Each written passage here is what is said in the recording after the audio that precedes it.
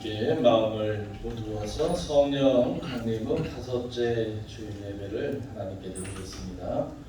사랑이 많으시고 은혜로우신 하나님, 감사와 영광을 주님께 드립니다. 무더운 여름철이지만 주님 저희들을 강건하게 지켜주시고 우리의 삶이 하나님을 온전히 바라보고 주와 함께 동행할 수 있는 은혜를 허락하시니 감사를 드립니다.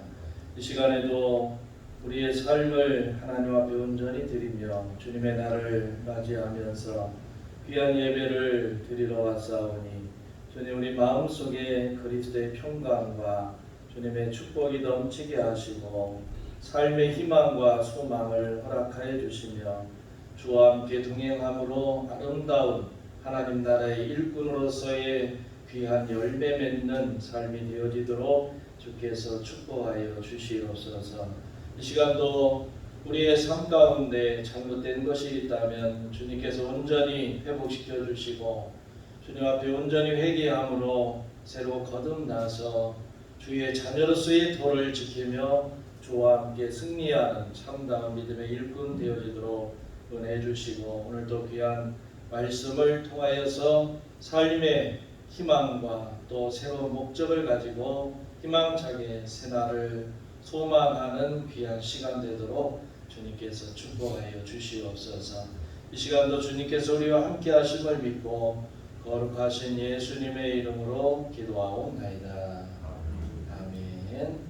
사도신조로 신앙 고백합니다. 전능하사 천지를 만드신 하나님 아버지를 내가 믿사오며 그 외아들 우리 주 예수 그리스도를 믿사오니 이는 성령으로 잉태하사 동정녀 마리아에게 나시고 본디오 빌라도에게 고난을 받으사 십자가에 못 박혀 죽으시고 장사한 지 사흘 만에 죽은 자 가운데서 다시 살아나시며 하늘에 오르사 전능하신 하나님 우편에 앉아 계시다가 저리로서 산자와 죽은 자를 심판하러 오시리라. 성령을 믿사오며 거룩한 공예와 성도가 설교통하는 것과 죄를 사하여 주시는 것과 몸이 다시 사는 것과 영원히 사는 것을 믿사옵나이다. 아멘. 찬송가 204장 부르겠습니다.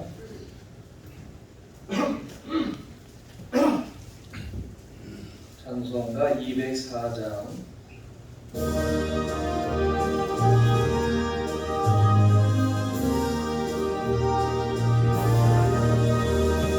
주의 말씀 듣고서 준행하는 자는 안석 위에 걷고 죄를 체험하다.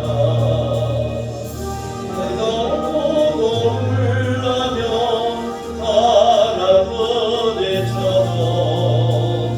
안석 위에 세운 죄 떠나지 않네. 잘 듣고 잘 지세 우리 죄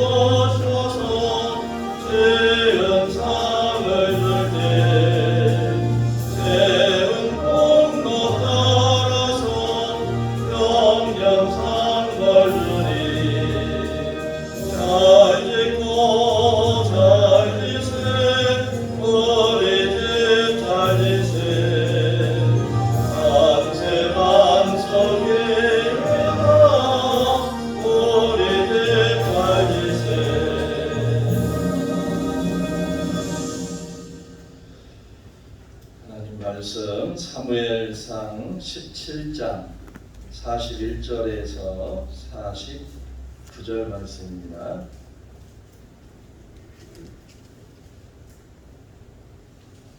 사무엘상 17장 41절에서 49절.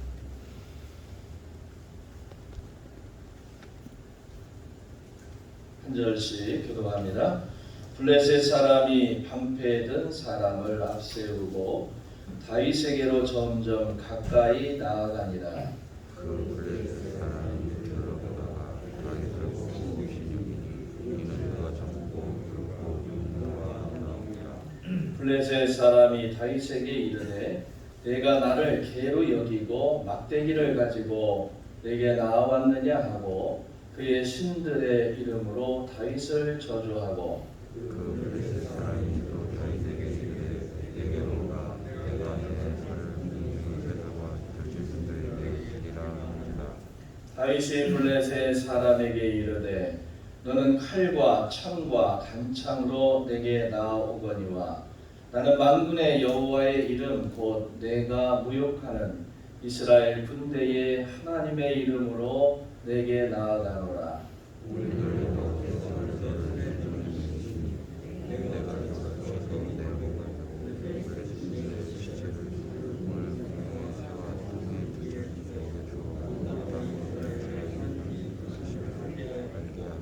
또 여호와의 구원하심이 칼과 창에 있지 아니함을 이 무리에게 알게 하리라. 전쟁은 여호와께 속한 것인즉 그가 너희를 우리 손에 넘기시리라.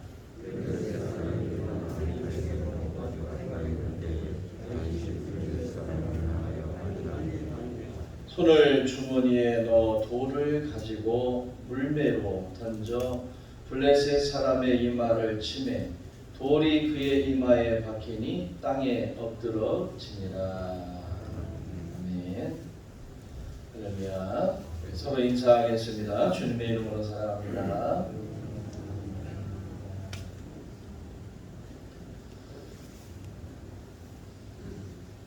어릴 때 누구나 한 번쯤 경험을 해보는 일이 있는데 그게 뭐냐면 돋보기 있죠. 돋보기, 블록렌즈. 이 돋보기를 가지고 종이 한 장을 바닥에 깔고 햇볕을 모아서 이 종이가 타나 안 타나 실험을 해본 적이 아마 한 번쯤은 다 여러분도 있을 겁니다. 이 실험의 목적은 뭐냐면 햇볕을 모아서 우리가 일반적으로 우리가 내리쬐는 이 해의 그 빛을 모아서 과연 이 종이를 태울 수 있을까, 불이 나게 할 수 있을까. 그건 이제 결과적으로는 모은다라고 하는 의미도 있고 또 집중한다라고 하는 그런 의미도 있습니다. 그래서 해를 모아서 햇볕을 모아서 또 이 해의 빛을 한 곳에 집중을 시켜서 그것의 힘으로 종이를 태우는 그런 실험. 이걸 아마 보통 학생들이라면 한 번쯤은 다 경험을 하는 실험이죠. 이 스티브 코비라고 하는 사람이 전 세계의 위인들과 성인들, 소위 성공한 사람들, 이 사람들의 공통점이 뭘까? 그걸 한번 연구를 한 적이 있습니다. 그런데 그 결과가 뭐냐면 이 성공한 사람들의 습관, 그리고 성공한 사람들이 이 한결같이 소중한 일에 집중한 사람들이다. 우리가 방대한 어떤 삶의 영역이 있는데 이 사람들은 자기가 소중하게 여긴 것, 여기에 집중을 했다는 거예요. 뭐 공부면 공부, 뭐 사업이면 사업, 또는 어떤 뭐 일이면 일에 대한 것에 한결같이 집중을 하니까 결과적으로 그들은 성공할 수 있었다라고 하는 거예요. 이건 일반적인 세상의 이야기도 마찬가지지만 사실은 우리 신앙적 믿음이라고 하는 것도 같습니다. 하나님은 이스라엘 백성들에게 하나님을 섬기는 방법에 관해서 이 신명기 6장 4절 5절에 말씀을 했습니다. 하나님을 섬기는 이스라엘 백성들에게 너희는 마음을 다하고 뜻을 다하고 힘을 다하라 라고 이렇게 말씀을 했어요.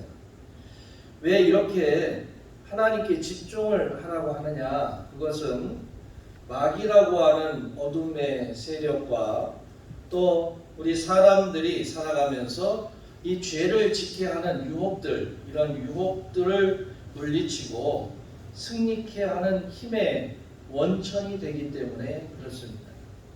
오늘 말씀은 우리가 이렇게 알고 있는 말씀대로 다윗과 골리앗의 싸움, 이렇게 우리가 생각해 볼 수가 있겠죠. 이 다윗이라고 하는 소년, 오늘 성경에 보니까 그가 젊고 붉고 용모가 아름다웠다. 이 말은 어리다는 얘기예요. 어리다. 아직 어리다라고 하는 그런 표현을 하고 있습니다. 이 어린 소년이 블레셋 군대의 거인인 골리앗을 쓰러뜨려서 전쟁의 승리를 이루는 장면, 그런 내용이 오늘 말씀에 나와 있어요. 물론 다윗은 어리다라고 하는 이 표현에는 전쟁에 능하지 못하다 이렇게 얘기할 수 있겠지만 사실 다윗의 직업은 목동입니다. 목동. 양을 치는 사람이에요.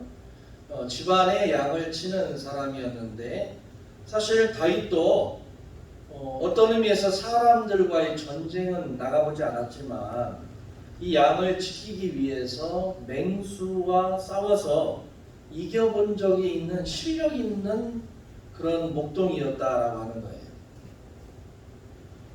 그의 목동 시절에 맹수들이 가축을 물고 갈 때마다 이 짐승들의 입으로부터 가축을 구해낸 경험이 있다. 그게 17장 34절 35절 그런 말씀에 보면 다윗이 사울에게 말하되 주의 종이 아버지의 양을 지킬 때에 사자나 곰이 와서 양떼에서 새끼를 물어가면 내가 따라가서 그것을 치고 그 입에서 새끼를 건져내었고 그것이 일어나 나를 해하고자 하면 내가 그 수염을 잡고 그것을 쳐 죽였나이다.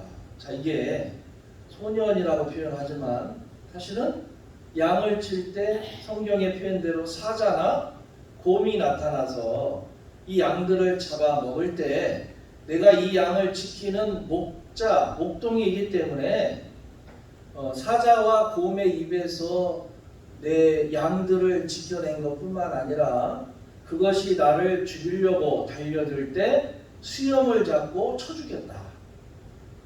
꼭 삼손이 생각나죠. 삼손이. 힘있는 삼손이 생각나는데 그만큼 그는 자기에게 맡겨진 이 양을 지키기 위해서 목숨을 걸고 짐승과 싸웠다. 이런 표현을 사울 왕 앞에서 했습니다. 또 그것뿐만 아니라 이때 다윗은 그 짐승들 사자나 곰을 어떻게 이겨냈느냐, 바로 물매를 사용했다는 거예요. 물맷돌을 사용했는데 이 물매라고 하는 것은 돌멩이를 이 돌리는 물매에 걸어서 던지는 거죠. 우리로 치면 어릴 때 새총처럼 그냥 이건 돌을 넣어서 원심력을 이용해서 정확하게 그 짐승에게 맞추는 건데 이게 이 돌멩이가 어느 정도 빠르냐, 시속 35m로 날리는 무기의 물매가. 그러니까 고대 전쟁에서는 궁수도 있었고 물매를 쏘는 병사도 있었다. 그러니까 여러분들 요즘에 아이들 청소년들 전쟁 같은 오락 같은 거 이렇게 보면 무슨 휙휙 날아다니고 하는 거 보면 거기에 좀 확장된 물매들이 나와요. 이 물매가 뭐냐면 이 아주 이 정교한 돌을 통하여서 원심력 이용해서 적들의 몸에 정확하게 맞춰서 상해를 입히거나 죽이는 거죠. 그만큼 어떤 의미에서는 다윗이 이 물매를 가지고 큰 야생 동물을 상대했다라고 하는 것을 보면 누가 보아도 다윗의 이 물매 실력은 탄탄했다. 이것이 어디서 이렇게 습득이 되었느냐? 양을 치면서 아버지의 양을, 집안의 양을 치면서 이런 실력을 갖춘 소년이었다라고 하는 겁니다. 그런데 무엇보다도 다윗의 승리 요인은 물매보다도 그의 삶의 태도에 있었다라고 하는 겁니다. 다윗은 오직 하나님께 집중하였다라고 하는 것을 오늘 말씀에서 이야기를 하고 있어요. 아무리 무기가 훌륭해도 상대방이 너무 강한 나머지 그에게 정신을 빼앗기면 자신의 실력을 제대로 발휘하지 못하기 때문에 그래요. 골리앗의 외모는 사뭇 상대방을 긴장하게 할 만큼 매우 컸다라고 하는 겁니다. 얼마 전에 세계에서 가장 키 큰 사람이 몇 센치냐 나온 적이 있어요. 지금 현재 살아있는 사람 중에 키가 제일 큰 사람이 누구냐? 2m 79랍니다. 2m 79. 굉장히 크죠? 그럼 골리앗의 키가 성경에 나와 있는 대로 그대로 환산하면 키가 얼마나 되느냐? 2m 90. 그러니까 골리앗의 키가 2m 90 정도 됐다는 거예요. 그러니까 키가 2m 90이고 그리고 그 머리에 뭘 썼느냐? 노트구를 썼고 몸은 머리부터 발끝까지 비늘, 여러분들 그 물고기 비늘 있잖아요. 비늘로 된 이런 그런 형식의 갑옷을 입었다는 거예요.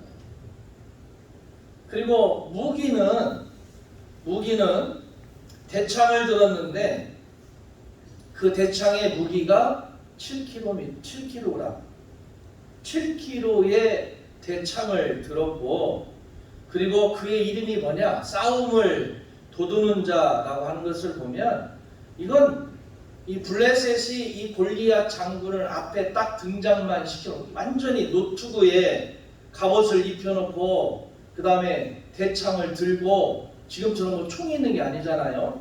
아무리 공격을 해도 이 골리앗은 죽지 않는다는 거예요. 활이 못 뚫고 창이 못 뚫을 그런 갑옷을 입었기 때문에. 그리고 여러분 생각해 보세요. 키가 2m 90인데 거기다 갑옷 입혀놓고 노트구를 씌워놓고 이러면 어마어마하게 커 보일 거 아니에요. 그러니까 이미 전쟁도 하기 전에 골리앗이 딱 앞에 등장해서 소리 한번 지르면 싸워보지도 않고 이미 사람들이 전의를 상실한다. 감히 엄두조차도 못 내는 거죠. 그런데 다윗은 골리앗의 위세에 전혀 주눅이 들지 않았다는 겁니다. 다윗은 그 거인의 창이 얼마나 무거운지 방패의 크기가 얼마나 되는지 그런 내용에 대해서는 전혀 관심을 가지지 않았어요. 오직 그의 관심은 바로 이겁니다. 오늘 우리가 이 세상을 살아가면서 용기를 얻고 힘을 얻고 살아갈 어떤 능력을 얻고 그리고 문제 해결을 얻고 신앙생활하면서 여러분들이 그래도 뭔가 소망을 이루어낼 수 있는 그런 어떤 믿음의 근거가 될 수 있는 것이 바로 다윗이 세상에 눈에 보이는 나는 저건 할 수 없어, 나는 저건 이룰 수가 없어, 나는 저건 전혀 불가능해, 나 같은 존재는 저런 거 감히 쳐다보지도 못해, 이런 상황에서 다윗이 어디에 집중을 했느냐? 바로 이겁니다. 하나님이 나와 함께 하시는가. 눈에 보이기에 거대한 골리앗이 있고 이건 싸워도 게임이 안 되는 그런 어떤 전력이지만 다윗의 마음속에는 그걸 쳐다보면 뭐 소년이 이 거대한 장수와 싸워서 이길 수 있겠습니까? 다윗은 지금 그냥 무슨 뭐 사울이 야 혹시 모르니까 갑옷도 입혀주고 투구도 씌워주고 그 다음에 뭐 창도 주고 그랬더니 이 소년이 그 들을 감당이 안 되는 거예요. 그 입고 걸어가지도 못할 그런 지경에 이르렀으니까 다 벗고 그냥 물맷도 하나만 들고 나가는데 여러분 생각해 보세요. 골리앗이 그 쳐다보고 얼마나 웃기겠습니까? 얼마나 웃기겠어요. 그것도 등치 있는 군사가 나오는 것도 아니라 어디서 그래 아주 애때 내가 나와가지고 한번 싸움하자고 하니 여러분 그게 얼마나 웃기는 얘기예요. 여러분하고 유치원생하고 싸우는 거 똑같아요. 그런데 골리앗은 조롱하고 비웃잖아요. 야, 니네 신들이 정말 사람이 없는가 보다. 니네 신은 어떻게 이 어린아이가 나오냐 그러면서 자기의 신의 이름으로 저주하잖아요. 이때 다윗의 관심은 뭐냐면 장수에게 관심 있는 게 아니에요. 그걸 쳐다보면 비교가 되니까 이건 싸움이 안 되는 거예요. 그래서 다윗의 관심은 어디 있었느냐? 이 싸움에서 누가 봐도 100% 내가 지는 싸움인데 누가 봐도 그런데 전쟁을 이기게 하시고 승리케 하시는 내가 믿는 하나님은 과연 나와 함께 하시는가? 여기에 관심이 있었다는 거예요. 성경을 읽다 보면 다윗이 골리앗에 대해서 이야기를 합니다. 그게 17장 26절과 36절에 나와 있는데 두 번밖에 안 나와 있어요. 그런데 반면에 하나님에 대한 다윗의 언급은 모두 9번이 나옵니다. 9번이나 다윗이 지금 골리앗 앞에서 하나님을 9번 언급을 해요. 이와 같은 단순 비교를 통해서 우리가 얼마나 다윗이 하나님께 집중했는가라고 하는 것을 알 수가 있습니다. 하나님께 집중하는 시간이 골리앗에 대한 상념보다 압도적이었다라고 하는 겁니다. 심지어 다윗은 사울 왕을 만났을 때도 전황을 묻거나 내가 한번 싸워볼 테니까 지금 뭐 전력이 어떻게 되냐, 상황이 어떻게 되냐 전혀 묻지를 않았어요. 그리고 이 싸움에서 우리가 이길 수 있는 가능성이 몇 프로입니까? 이거에 대해서도 전혀 묻지를 않습니다. 그리고 사울 왕에게 다윗이 하는 말이 뭐냐면 내가 양을 치고 내가 지금까지 살아오면서 하나님은 나를 이기게 하셨다. 지금까지 내가 어떤 일을 해오는 과정에서 그 모든 일에 하나님은 나와 함께 하셨고 그 하나님이 나 같은 걸 통해서 이기게 하셨다라고 하는 것을 사울 왕 앞에서 담대하게 이야기를 했다라고 하는 겁니다. 그래서 다윗이 내린 결론이 뭐냐? 여호와께서 나를 사자의 발톱과 곰의 발톱에서 건져내셨은즉 나를 이 블레셋 사람의 손에서도 건져내시리이다. 이렇게 얘기를 합니다. 싸움의 상대가 누구이든 상관없이 하나님이 이기게 하신다라고 하는 믿음이 다윗에게 있었어요.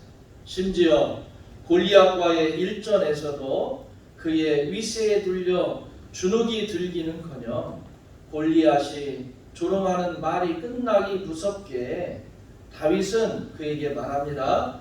만군의 여호와 이름 이스라엘 군대의 하나님의 이름으로 내게 나아가노라. 오늘 여호와께서 너를 내 손에 넘기시리니. 이게 사무엘상 17장 45절 46절에 있는 말씀이에요.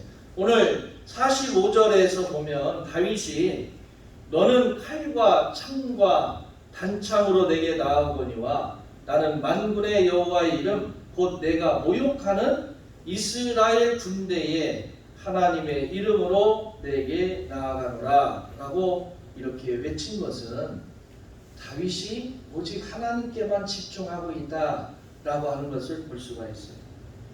이 한 구절에 있는 말씀을 이 한글 성경에서는 이스라엘 군대의 하나님의 이름 이렇게 말하고 있지만 원문에 보면 베셈 여호바 쯔바우트라고 하는 말로 이 히브리어로 썼어요. 이게 복수형으로 썼습니다. 복수형. 그러니까 이걸 그냥 이 다윗이 수많은 군대를 동원한 하나님의 이름을 바라보면서 골리앗과 맞섰다는 거예요. 이게 무슨 얘기냐면 이 단어를 해석하기 위해서는 우리가 한 사건을 생각해 봐야 돼요. 그게 뭐냐면 도단이라고 하는 작은 성에서 엘리사와 그의 사환이 수많은 아람 군대에 의해서 포위를 당한 적이 있습니다. 아람 왕이 이스라엘의 이 엘리사를 죽여야만 우리가 이스라엘을 점령할 수 있습니다. 그러니까 군대를 보내는 거예요. 어디 있냐? 엘리사가 도단이라는 작은 성에 있으니까 거기에 군대를 파견해서 그래서 그를 죽이면 이스라엘은 그냥 무너집니다. 그래서 이 도단의 아람 군대가 그냥 둘러쳤어요. 둘러쳤어. 도단에 있는 군사가 이 아람 군대를 이겨낼 방법이 없어요. 아침에 엘리사의 사환이 딱 쳐다보니까 아람 군대가 그냥 이 성을 똘똘 감고 있어요. 이거 끝났다. 큰일 났다. 그래서 엘리사에게 갑니다. 아, 내 주여, 어찌하오리까? 아람의 군대가 이렇게 둘러쳤으니 이제 우리는 파리목성입니다. 우리는 죽었습니다. 그렇죠. 이 군대가 그냥 이 한 사람을 죽이려고 엄청난 군대를 보내서 둘러쳤으니 이건 뭐 전쟁이나 싸움이 끝난 거 아니겠습니까? 이때 엘리사가 사환을 위해서 기도를 합니다. 어떤 기도를 하느냐? 하나님, 내 사랑하는 사환의 눈을 열어 보게 하옵소서. 내 사환의 눈을 열어 보게 하옵소서. 지금 못 봅니까? 보고 있잖아요. 아람 군대가 둘러친 걸 보고 있는데 엘리사가 기도하는 게 뭐냐면 하나님, 내 사환의 눈을 열어서 보게 하옵소서. 그랬어요. 그랬더니 사환의 눈이 보입니다. 안 보이는 게 아닌데 보여요. 더 정확하게 보이는 거예요. 더 정확하게 봤더니 아람 군대가 성을 에워싸고 있고 그 뒤에 하나님의 군대가 이 아람 군대보다도 훨씬 더 많게 불말과 불병거로 산에 가득하게 채워져 있는 것을 봅니다. 그리고 어떻게 됩니까? 아람 군대가 성을 들어오지도 못하고 그냥 지들끼리 싸우다가 끝나버려요. 자, 이게 열왕기하 6장 13절에서 17절에 있는 말씀인데 여러분 열왕기라고 하는 것은 역사서, 이스라엘의 역사서예요. 그냥 무슨 환상이고 뭐 이런 어떤 뭐 예언이고 이런 게 아니라 열 왕들의 이야기잖아요. 이건 이스라엘 역사에 기록된 거예요. 그러니까 성경에 있으니까 무슨 뭐 이건 뭐 신비한 일이고 이게 아니라 이스라엘의 역사에 이런 일이 있었다는 거예요. 이걸 확실히 다윗은 알고 있었습니다. 그러니까 다윗이 뭐라고 얘기하냐면 왕이여, 저들이 우리보다 더 압도적인 힘을 갖고 있지만 눈에 보이기에는 그들이 우리를 제압하고 우리를 이길 수 있지만 아닙니다. 우리가 그를 봐서는 안 됩니다. 우리는 이기게 하시는 하나님을 봐요. 하나님은 이 전쟁을 이기게 하신다고 했으니 그냥 골리앗을 쳐다보지 말고 우리와 함께하는 하나님을 봐야 합니다. 여러분, 이스라엘의 다른 병사들은 잔인하고 살기 등등한 이 거인에게 정신을 뺏겼어요. 정신을 뺏긴 거예요. 도저히 싸울 용기조차 나지 않습니다. 그냥 가면 죽을 것 같아요. 다윗은 골리앗의 크기와 그의 위세를 압도할 만한 수많은 군대들을 동원하신 하나님을 보았다는 거예요. 이스라엘은 떨고 있을 때 그래도 다윗은 그들을 이기게 하시는, 그들을 이길 수 있는 군대를 동원하신 하나님을 봤다는 겁니다. 세상의 모든 나침판이 구척 장신인 골리앗을 향하고 있을 때 다윗의 이 자석, 이것은 전능하신 군대들의 하나님을 향하고 있었다는 거예요. 이것은 다윗이 전쟁에서 승리하는 요인이 됩니다. 세상은 골리앗처럼 우리 힘으로는 어찌할 수 없는 거대한 힘을 가지고 어느 날 갑자기 다가서죠. 다윗 시대의 골리앗은 칼과 창을 들고 호령했지만 이 시대의 사단은 골리앗 같은 존재는 우리에게 우울증이나 또는 폭력이나 자포자기, 실직, 경제적 어려움, 사고의 트라우마, 전염병, 코로나 같은 이 전염병, 이런 것들이 그런 것을 막 휘두르면서 우리의 일상을 위협하잖아요. 그러면 우리가 두려워서 어떻게 하지를 못해요. 덜덜덜 떱니다. 생을 어떻게 감당하지 못하는 거예요.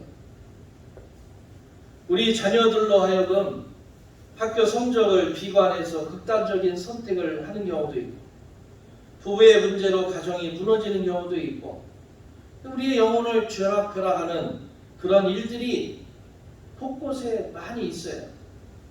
마치 우리 인생이 오직 눈에 보이는 것에 달려있는 것처럼, 우리 눈에 딱 보이는 것에는 내가 할 수 있는 게 없구나, 이것으로 난 이제 더 이상 할 수 없구나, 그렇게 착각하고 우리가 살아간다는 거예요.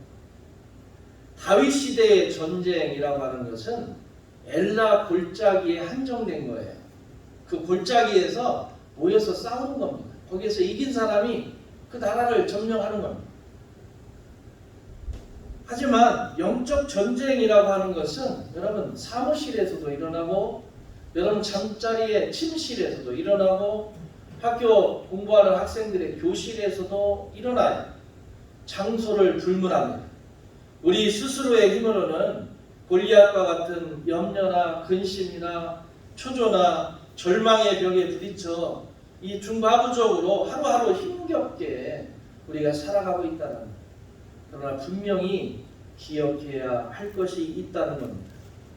우리가 두려워해야 할 것은 우리를 멸망에 가게 하는 세상이 아니라 몸과 영혼을 능히 지옥에 멸하실 수 있는 하나님이다. 제가 며칠 전에 발랑투를 자빠졌어요. 왜 그러냐면 이 풀을 하나 이렇게 메고 있었는데 이만한 뱀 껍질이 있더라. 뱀 껍질. 자, 여러분, 이만한 뱀 껍질이면 뱀이 얼마나 하겠어요? 훨씬 크죠. 순간 거기 구멍이 몇 개 있었는데 거기에서 뭐가 나와? 뱀이 나와서 나를 확 물면 나 어떡하냐. 그래가지고 풀을 매다가 말았어요.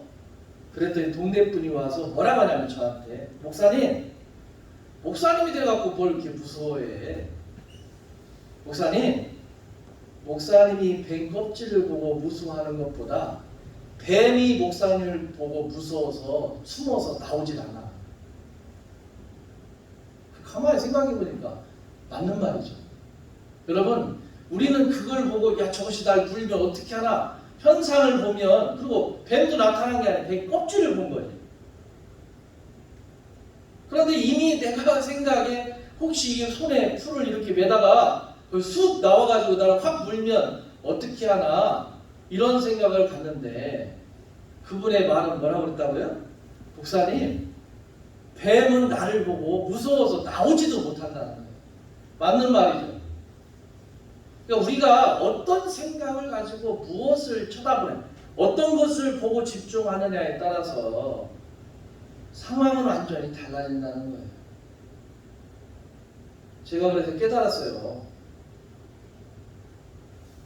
물론 그 안에 뱀이 있다면 내가 집으려고 하면 물겠죠. 근데 뱀은 절대로 사람이 건들지 않으면 물지 않습니다. 그건 확실해요. 내가 위협을 가하지 않으면 동물들은 사람에게 해를 끼치죠.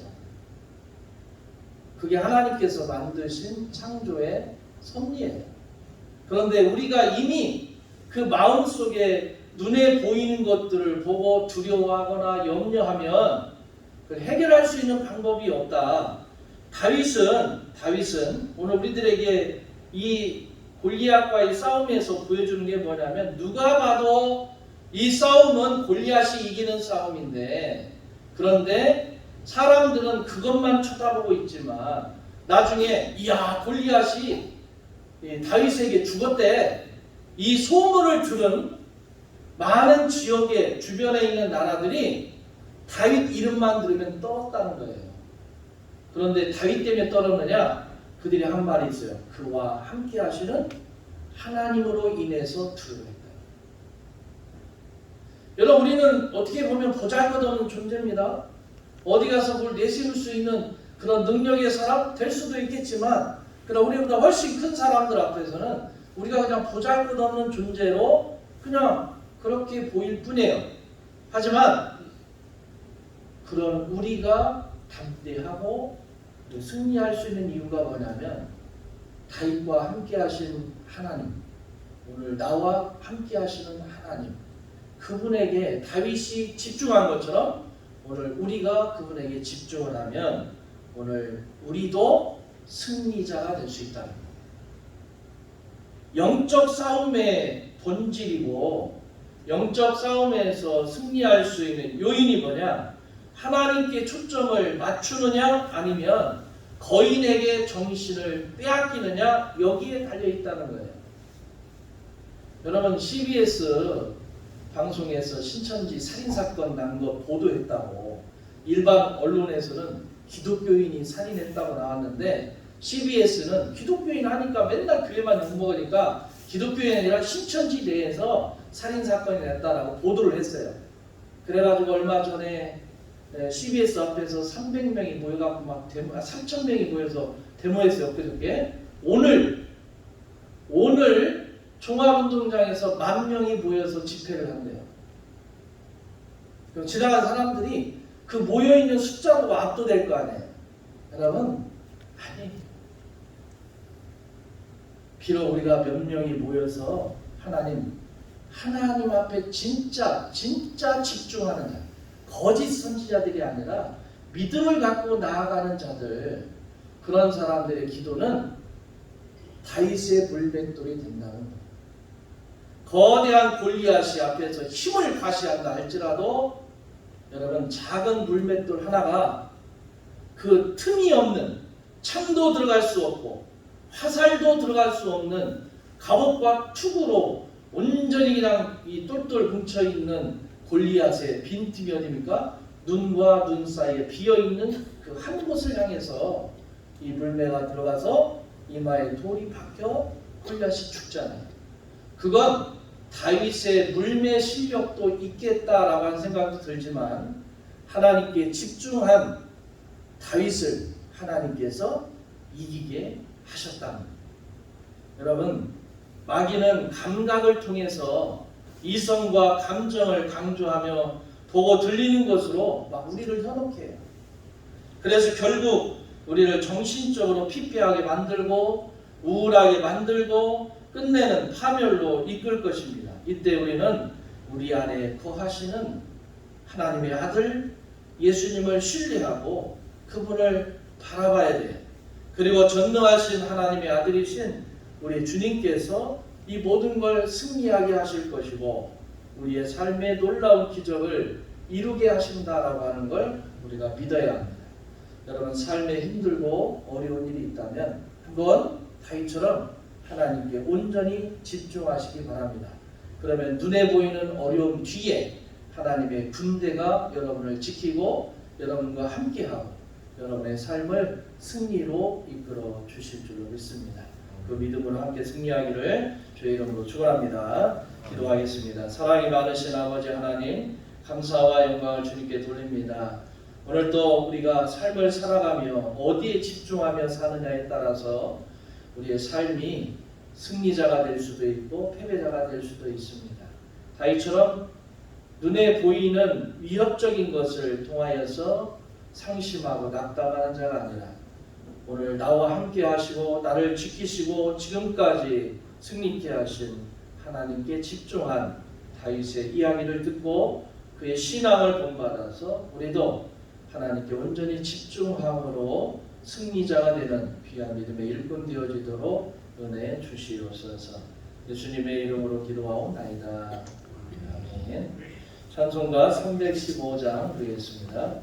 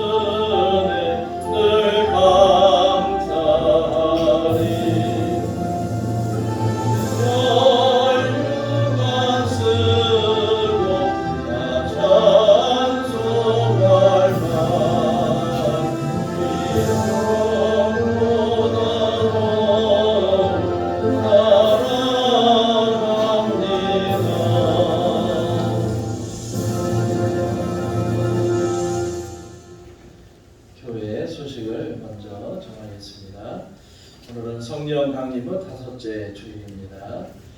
심송이 청년이 삼천동 코끼리 주유소 맞은편에 풋바디 요가 앤 필라테스를 개업을 했습니다. 여러분들 관심 가져주시고 또 기도 부탁드립니다. 또 감사 예배 드리고 감사한 마음으로 예배에 나가시면 맛있는 떡을 또 준비했으니까 가져가서 맛있게 드시고 또 기도도 많이 해주시기 바랍니다. 권성봉 권사님, 김영숙 권사님 가정 효자동 힐스테이트 어울림 효자 아파트 110동 905호로 입주하셨고 고대석 집사님과 김유순 권사님 태평동의 태평 아이파크 104동 705호로 입주해 하셨습니다. 새로운 터전으로 이사 가셨습니다. 기도해 주시고 또 그 삶이 복되도록 함께 해 주시기 바랍니다. 금주봉사는 이 교구이고 다음 주는 3교구입니다. 여름 성경학교, 어린이 여름 성경학교와 어른 성경학교가 7월 27일부터 7월 29일까지 우리를 회복시키시는 하나님, 아이와 어른이 더불어 함께하는 힐링 캠프라고 하는 주제를 가지고 교회에서 진행이 됩니다. 우리 각 기관과 또 성도님들 기도 많이 해주시고 또 후원해 주시고 또 함께 참여도 해 주시기를 부탁드리겠습니다. 후원하실 분들은 전도사님이나 또 사모님한테 하시기를 바랍니다. 11조 이영민 청년 정다혜 성도님, 차량 구매 구입 감사예물 이혜리 집사님, 맥주 감사예물 이복순 권사님, 양상순 집사님, 권오선 집사님, 고대석 집사님, 김유순 권사님 드렸습니다. 사랑의 하나님, 감사와 영광을 주님께 돌립니다. 오늘도 복되고 귀한 은혜를 허락하여 주시고 주님 앞에 믿음으로 집중하며 예배할 수 있도록 은혜 주시니 감사를 드립니다. 귀한 예물 하나님 앞에 성별하여 드렸사오니 이 예물을 일일이 기억하여 주시고 특별히 11조를 기억하심으로 하나님 이들의 하나님 앞에 집중하는 믿음이 큰 줄로 믿사오니 주께서 함께하여 주시되 귀한 열매가 있게 하여 주시고 이 세상을 살아가는 데 보여지는 것뿐만 아니라 보이지 않는 능력을 갖게 하여 주셔서 그들의 자녀와 후대가 그리고 사업과 직장과 계획하는 모든 일이 주님 앞에 형통하게 이루어질 수 있도록 축복하여 주시옵소서. 이모저모 삶 속에 주시는 은혜와 축복에 대한 감사 예물을 주님 기억하여 주시고 우리 주님께서 이들의 삶 가운데 속에서도 더 많은 감사의 조건이 넘치도록 복을 내려주시고 항상 기쁨과 성령의 충만한 은혜가 이 가정들에게 채워지도록 은혜 내려 주시옵소서. 맥주 감사예물 기억하시고 상반기 동안 하나님 함께 하신 은혜를 바라보면서 하반기에도 주님 함께 하실 것을 믿고 나아가오니 주님 어려운 시절을 넘어 기쁨의 환호가 있는 축복의 날들이 되어지도록 주께서 가정마다 은혜를 베풀어 주시옵소서. 주정예물 기억하여 주시고 이 주정예물이 하나님 앞에 예배할 때마다 드려지는 예물이 오니 항상 주님 앞에 나아가는 자들의 발걸음이 가볍고 기도하는 것마다 이루어지는 축복 내려 주시옵소서. 지금은 우리 주 예수 그리스도의 은혜와 아버지 하나님의 놀라우신 사랑하심과 성령님의 감화 교통 기름 부으심의 역사가 믿음 안에서 오직 하나님께 집중한 다윗이 진정한 삶 속의 승리를 얻은 것처럼 그런 집중함으로 하나님 앞에 더 큰 일꾼으로 쓰임받아 세상 가운데 아름다운 열매 맺기 원하는 주의 모든 성도님들 앞길 위에 지금부터 영원토록 함께 하시기를 간절히 축원하옵나이다. 아멘.